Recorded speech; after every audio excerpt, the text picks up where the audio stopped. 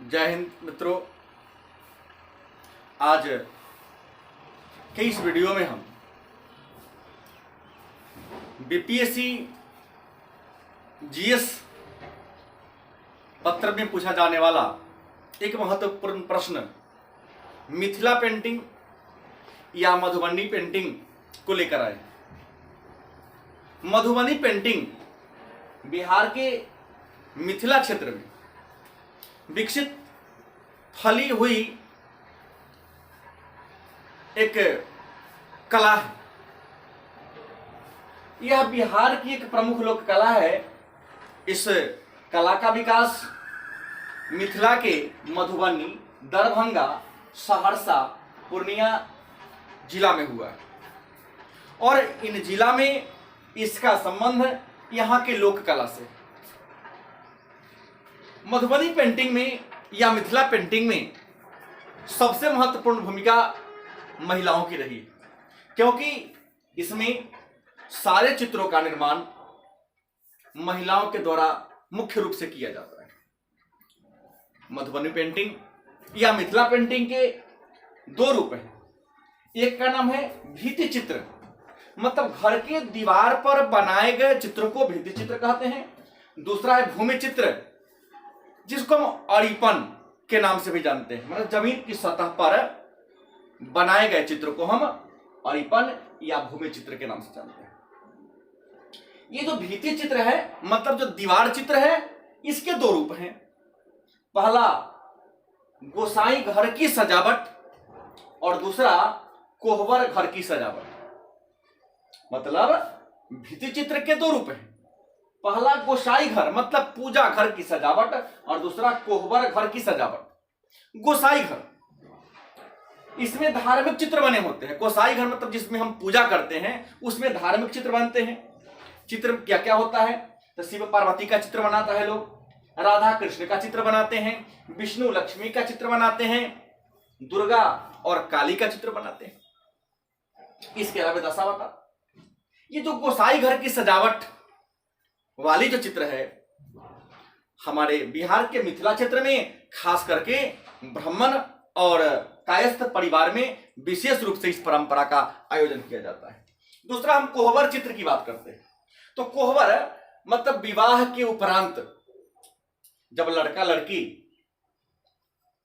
पहली बार एक अलग कमरे में मिलते हैं, लड़की जब अपने ससुराल में आती है तो एक रस्म है, एक परंपरा है हमारे यहाँ का, खास करके बिहार मिथिला का। तो कोहबर का आयोजन किया जाता है। तो कोहबर में यह ज्यामितिक व तांत्रिक कला पद्धति है। मतलब कोहबर की घर की जो सजावट होती है वह ज्यामितिक मतलब ज्यामितिक के चित्रों जैसा आकृति बनती है और तांत्रिक से इसमें जो प्रतीक चिन्ह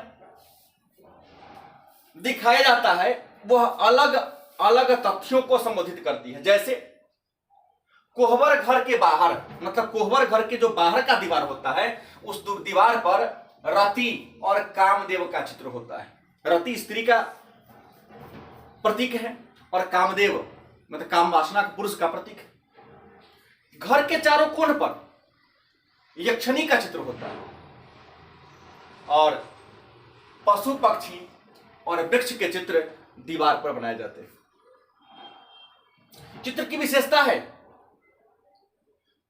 विशेषता है कोहबर घर के सजावट में कि अगर केला का चित्र बना हो तो वह मांसलता का प्रतीक है। अगर बांस का चित्र बना हो कोहबर घर में तो वह वंश वृद्धि का प्रतीक है। मछली कामोत्तेजना का प्रतीक है।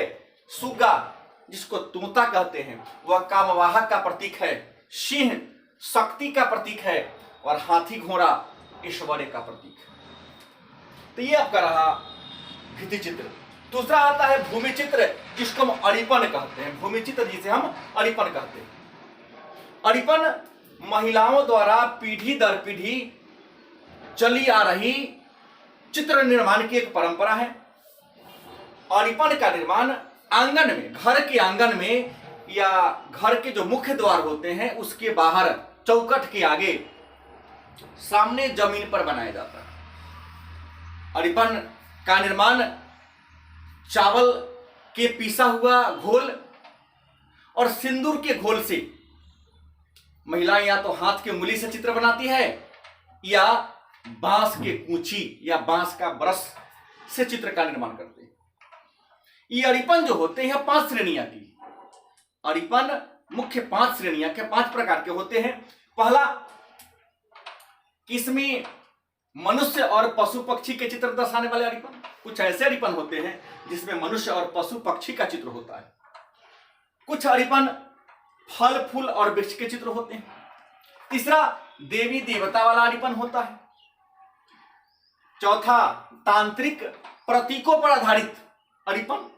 और 5वां, स्वास्तिक और दीप वाला अड़िपन।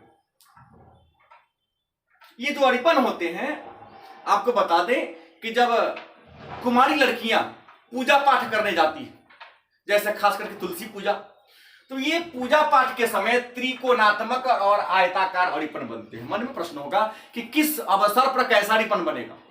तो पूजा पाठ के अवसर पर त्रिकोणात्मक मतलब त्रिकोण त्रिभुज के जैसा और आयताकार अड़िपन बनते हैं। और विवाह के अवसर पर जो अड़िपन बनते हैं वह फूल पत्ती वाला अड़िपन बनते हैं। अब मन में प्रश्न होगा कि मिथिला पेंटिंग में रंग कहां से प्राप्त होता है और किस रंग की खासियत क्या है, विशेषता क्या है।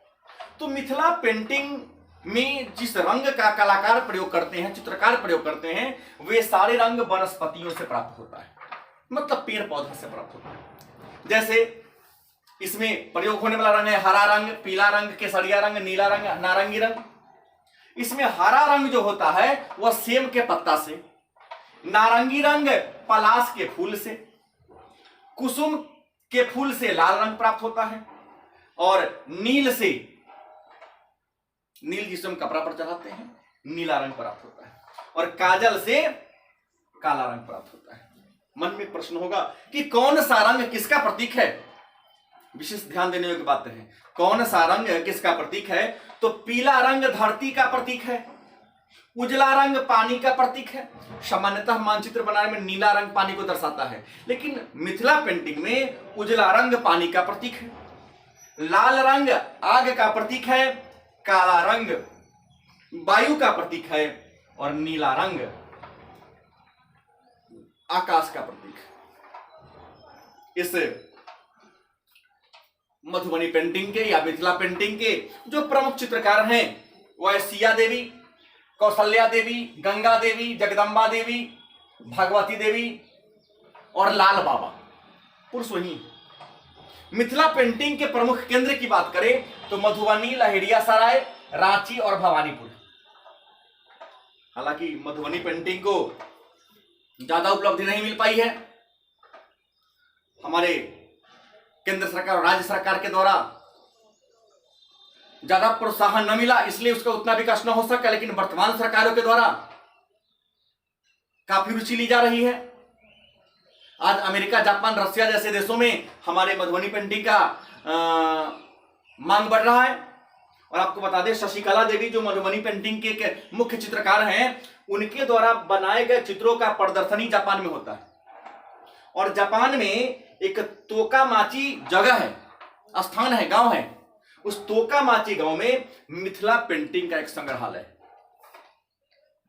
तो आप लोग इस बार अगर बीपीएससी मुख्य परीक्षा देने वाले हैं तो इस तरह से प्रश्नों को सजाकर लिखेंगे, अच्छा अंक आएगा। धन्यवाद।